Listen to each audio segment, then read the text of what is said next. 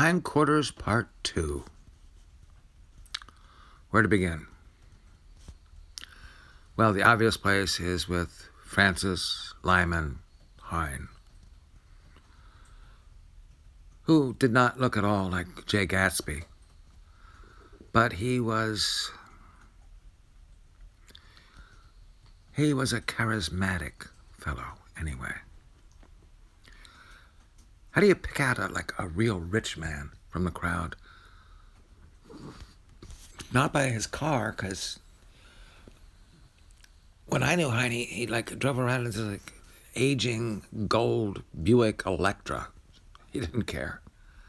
See, the people who care about cars are the Martins, who have their Jaguars, and the Reinhardts, who have their Jaguars, and then there are the Jewish doctors in Bridgeton, who have their Mercedes Benzes, just to show that they're not really Jewish. And Heine just really didn't care. What do you need to know about him? He was 6'2". He weighed about 220 pounds. He was a big guy. He was balding, and he had rimless spectacles, which somehow or other made him look like a rich man. Why would that be? Can't tell you.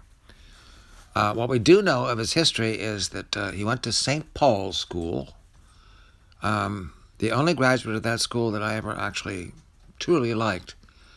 And he went to Yale for 4 years, where he played on the football team, on the offensive line, and at the end of 4 years, still a freshman, he decided that he should leave.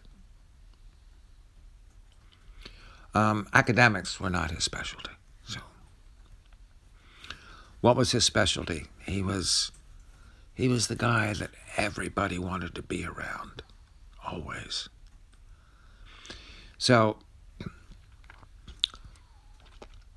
the big part of the Hein Parties was that he had created his own social network.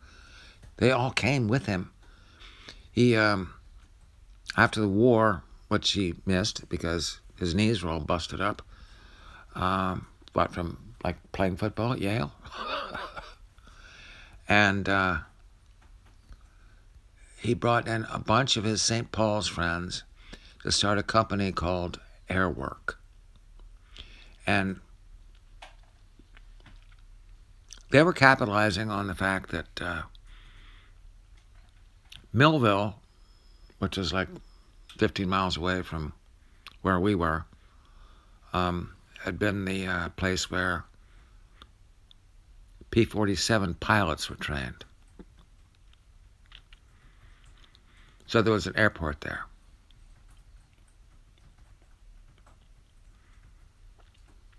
So Heine got the idea that they could do aircraft engine remanufacturing, or fixing them up and sell them back to the Air Force or to cargo lines, to airlines, whatever.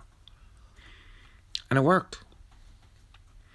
So he had this cadre of half a dozen St. Paul's boys, all living right in the vicinity of Hine Quarters. In other words, he had his own posse. These days we think of it in terms of hip-hop, but in the old days it was the Old Boy Network. And there they came. And the problem, in criticizing it is that they were overwhelmingly gentlemen. There was Joe Thompson, there was Bill Gillespie.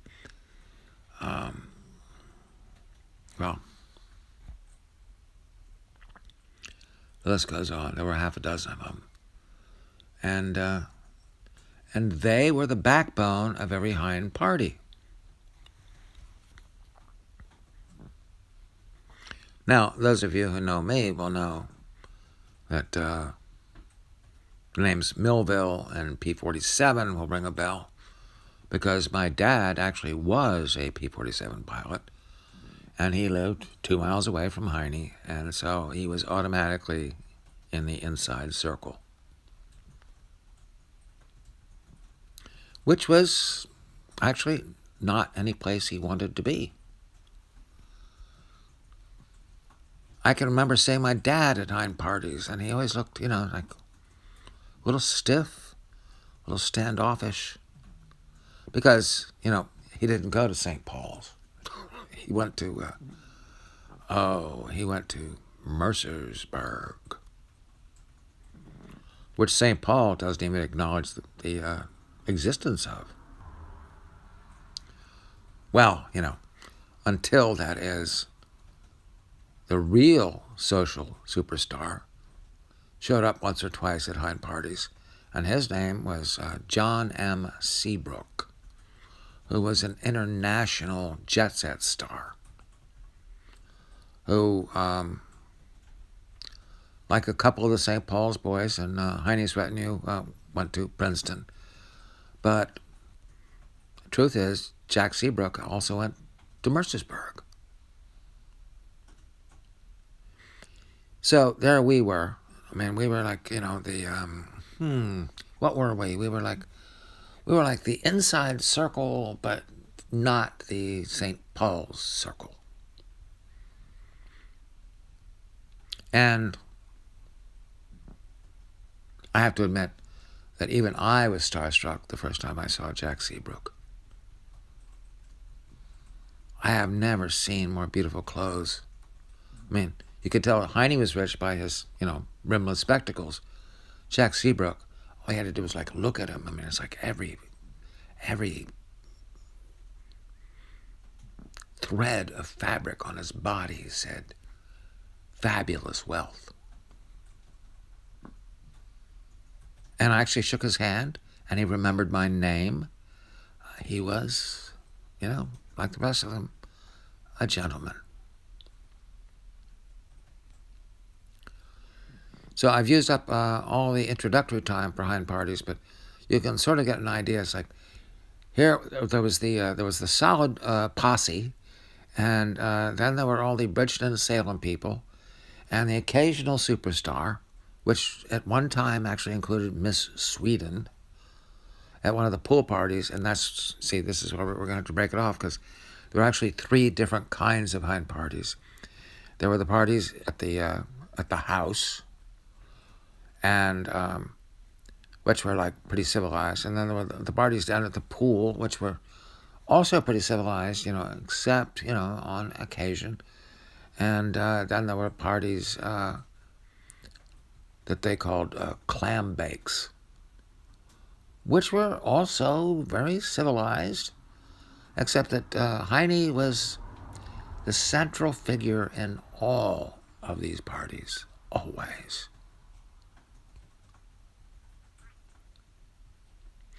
So I guess we're going to have to take that up in part 3.